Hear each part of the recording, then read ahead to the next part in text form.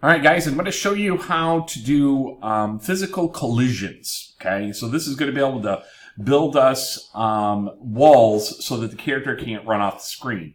So when you look at this game here, you can see that I can move, and he runs right off the side.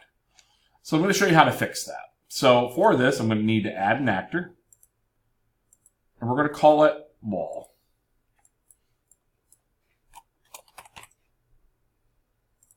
We got to go down into physics and make sure these three things are taken care of. So we're going to put bounciness to 0. We're going to turn on fixed rotation, and we're going to turn off movable. Okay? So wall is ready to go. So let's go back to my initial scene and actors. And we're going to pull a wall on. We're going to make this, oops. Mouse is going crazy. We're going to make this guy nice and long. Stretch it down here. We're going to hide it right here.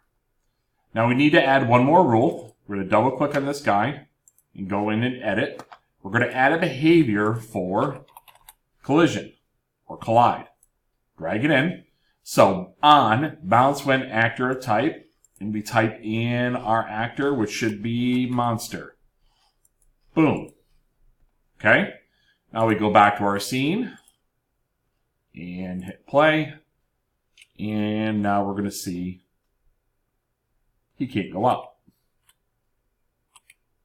Okay, that's for just walls, guys. I'm going to show you how to do collision and changing levels as well in a minute, so look for that video shortly.